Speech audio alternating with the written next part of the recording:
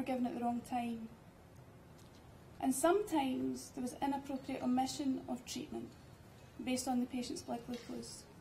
So I think we've still got a lot to learn about the management of diabetes and intercurrent illness. So from the patient perspective, how did that make them feel? Well, a small amount of them felt that the staff didn't have sufficient knowledge of diabetes to meet their needs.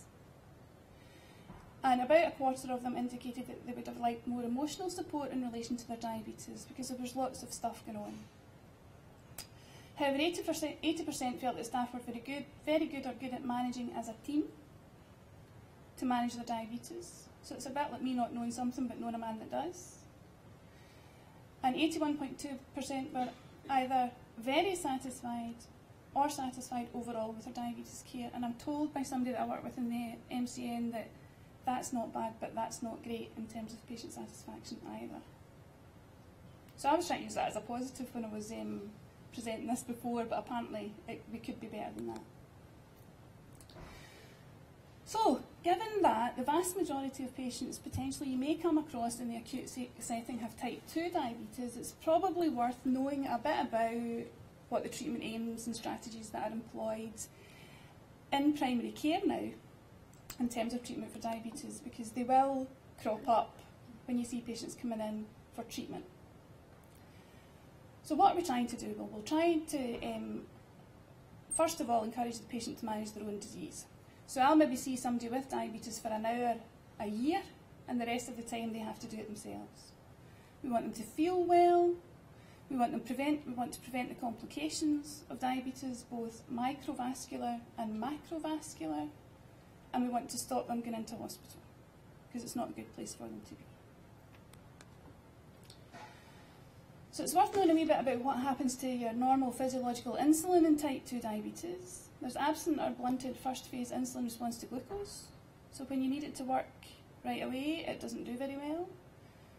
There's decreased overall insulin secretion in type 2 diabetes. The pancreas still produces it, but maybe not as much as you need. There's decreased sensitivity of the insulin response to glucose in skeletal muscle, in the liver, in adipose tissue. And both basal and postprandial glucose levels fail to trigger normal insulin secretion, and that means your blood sugar goes up, both fasting in the background and after something to eat. This is the most depressing slide I've got, I think. What happens to diabetes over time? It is a progressive disease. 80 to 85% of people with diabetes are resistant to insulin. No matter what you do, your HbA1c, which is your background control of diabetes measure, will rise by 0.2 to 0.3% per year, irrespective of what you do. Beta cell decline is the same for all the treatments we have available at the moment for diabetes. And insulin resistance on its own is an independent risk factor for cardiovascular disease. Glycemia is difficult to achieve. Good glycemic control is difficult to achieve, and combination therapy is routinely required in the majority of patients to maintain it. And we all like treating to target. Well, some of us like treating to target.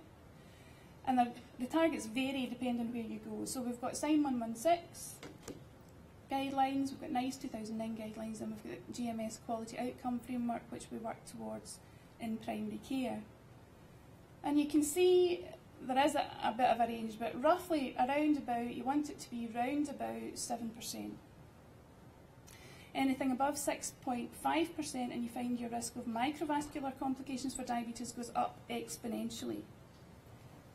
But you want to aim round about the 7% pragmatically in diabetes. Your blood pressure targets vary depending on whether or not you've got complications, especially renal disease. And the targets for cholesterol, again, vary depending on what guideline you read. So it's not just about glycemic control in diabetes, it's about cardiovascular risk as well. So here's the get out of jail free card. Targets need to be individualised. Remember, the earlier you catch it, the better, because early, tight control of diabetes achieves long-term benefits in terms of your cardiovascular risk. If you get in early and you make a difference early on, 10 years down the line it's worth it.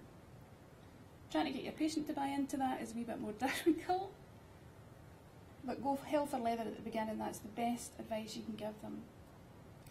Intensive therapy, however, to lower an HbA1c in established disease, somebody who's had diabetes for a few years, may actually be harmful. So by all means, you're looking to improve their glycemic control, but maybe not quite as enthusiastically as you would if they were first diagnosed.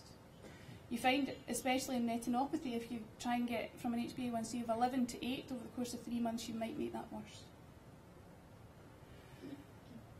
Tight targets undoubtedly increases the incidence of hypoglycemia, and that resulted in a change in the quality outcome framework target for diabetes that's applied to primary care, which used to be 7, 8, 9. It's now 7.5, 8, 9, because they felt if we were all going for 7, most people would be less than that, and we might actually cause more harm with low blood glucose.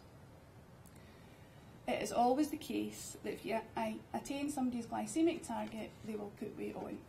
That's just how it is. And you cannot forget about cardiovascular risk assessment either. So what are your treatment options? Lifestyle management is gold standard. And in literature for type 2 diabetes, we use expert for structured patient education. We're fortunate enough to have that rolled out across all 3 sites. We have 3 acute sites in literature, and we're fortunate that that's done in the experts done in the community by the DSN and specialist dietitians. Smoking cessation advice is the same as for the general population. It's not any different. And if you like prescribing things, then we've got one for exercise and physical activity, which is quite, I don't know how you put that into words, but it's quite a lot. Weight reduction in obesity reduces your HbA1c by 1 to 2.6%, much, much more than any tablet that you could take. And you're allowed as much alcohol as the general population before it affects your blood glucose, so there's no special advice required for that. What medicines can we use? Everybody should know about metformin and sulfonylureas, glycoside, glimepiride, glipizide. These have been around for many years. The newer ones potentially pioglitazone's probably right up the middle there. It's been around for a wee while. The DPP-4 inhibitors, the gliptins, about 4 of them now. And the GLP-1 analogues, which are your non-insulin injectable treatment. Exenatide, liraglutide, and most recently Bydureon, which is a once-weekly injection of long-acting exenatides. And there's always insulin in type 2 diabetes. So I thought it might be useful just to give you a quick flavour of what all these things do, because they do something slightly different, and you need to have it in the back of your head, potentially, if you're seeing somebody with diabetes, the reasons why that person might be on that particular treatment. So metformin is first-line gold standard treatment for anybody with type 2 diabetes, and it reduces the production of glucose from the liver, and it reduces insulin resistance. So it needs your pancreas to be working before it has any effect. It reduces your HbA1c by up to 1.5%, so it's quite good at what it does, and it has a legacy effect, and it's the only medication that we have for type 2 diabetes that has been shown to have that. That means if you get in early with it and you gain good glycemic control, you'll get benefit later on. However, gastrointestinal side effects are very common. Patients complain of lots of loose stools and flatulence and discomfort. You can reduce that by starting at a low dose and titrating up, but it doesn't suit everybody. And there are slow-release preparations out there that may reduce the incidence of side effects, so it's worth a go. They rarely cause hypoglycemia, low blood glucose, not never, rarely, and they're said to be weight neutral. Everybody talks about lactic acidosis when, with metformin. It's rare, but it happens when renal clearance is reduced, so it's not that metformin is bad for your kidneys, it's if your kidneys aren't working well that metformin can be bad for you, and that comes into play if you see somebody who's been admitted with acute dehydration and they're on metformin. It's something to consider.